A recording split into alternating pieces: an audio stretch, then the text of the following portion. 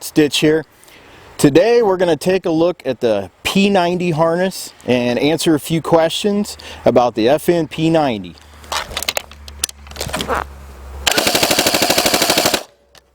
Let's take a look at it.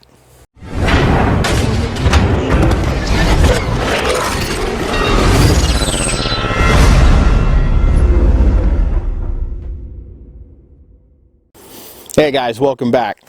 Well, got my Tokyo Marui FN P90 here. This is probably the nicest airsoft weapon on the market. As far as I know, they stopped making them, but if you're lucky enough to find one on eBay, it's a great addition to your cost. You'll see guys that are maybe getting out of airsoft and they're trying to sell off their gear, so you may be looking at a set for $400 or $500. These things are extremely expensive, but they're very durable, and believe it or not, they were actually even used on the show. Here's an example of Amanda tapping using a Tokyo Marui in a shot right here. So these weapons were used throughout SG1 once they transitioned from the MP5. The FN P90 was developed in basically 1990. Problem is, they are heavy. They are very heavy. The real FN P90 is a little over 6.5 pounds. They are not light. A full brand new Tokyo Marui with your torch, you're looking just over 5 pounds. Very close to the original weight of the real P90. I offer a demilled version that comes in around 2.8 pounds. That drops it about 2.5 pounds off of a standard full operational airsoft weapon. Now, often I use my rubber stunt version. This is much more lightweight, and with the harness on it, it's practically weightless. Very con safe and seems to get through a lot of security places. That stunt rubber is just shy of 3 pounds with the torch on it. The FN P90 has a 50 round magazine. The airsoft version has it as well. And you're ready to go. Add your tactical torch and you look like you just stepped off the screen.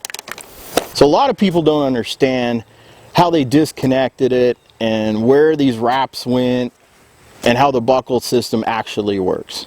Well, there's two different ways. Alright, the harness allows the wearer to basically put the harness on under the vest but over the jacket. A lot of people kind of mix up this detail, so this is something I definitely wanted to point out. Now, often in the show, what they did is they slightly unzipped their vest. They would remove the entire center buckle, and then they would just hand it off to the armorer. That's why during the auction that the people that were lucky enough to get a real vest and a real harness didn't get the entire harness. The gun wrap came into a huge question. And when I was developing them, nobody had a gun wrap. From what I was told, all the gun wraps went back with the real weapons to the armorer and were never seen or heard from again. So by taking different screen caps and developing my wrap, I slowly figured out what they had done to develop it and why they looked so different. The wrap would continuously migrate on the gun in different shows and episodes between SG1 and Atlantis. So they weren't always cared for as well as they could have been. A lot of them got beat up and looked wrong or were in the wrong position, or in one episode it was like this and the next episode it was like this. But after I finally developed the wrap, I was able to screen match all the different episodes by just rotating the strap around. My standard configuration is to put the large curved buckle on the outside. This gives you the metal tri-glide on the inside, and then your 5 inches of gaffer tape. Once this is on there, it's pretty much weightless. You can turn around and see. This allows the wearer to completely support the weapon, hands-free, and gives you that nice cool platform when you just kind of want to chill out and look the part. So one of the questions that was asked was, what is the difference between the gun wrap in Atlantis and SG1? Well, there really wasn't any. There was some slight variations in the material they used over the course of 10 years, but the wraps were pretty much the same. But if they were put on right or left-handed, or it rotated around into a different position, they somewhat looked different. The actual only difference was the tri-glides on the actual harness. These were replaced with metal ones, as you see on the gun wrap, in Stargate Atlantis. That is really the only different variations.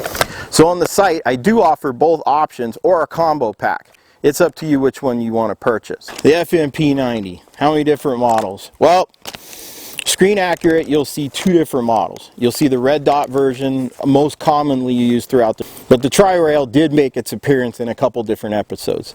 So you always have a couple different options. Depends on the con you're going to, what the weapon restrictions are. And in this day and age of terrorism and everybody trying to kill each other, some people get a little nervous when you're carrying these type of weapons around. So gun safety is always paramount. Finger off the trigger. Don't ever point it at anybody. And just keep the thing under control and look like you know what you're doing when you're carrying it. So that concludes part 1 of our 2-part series on the P90 harness overview.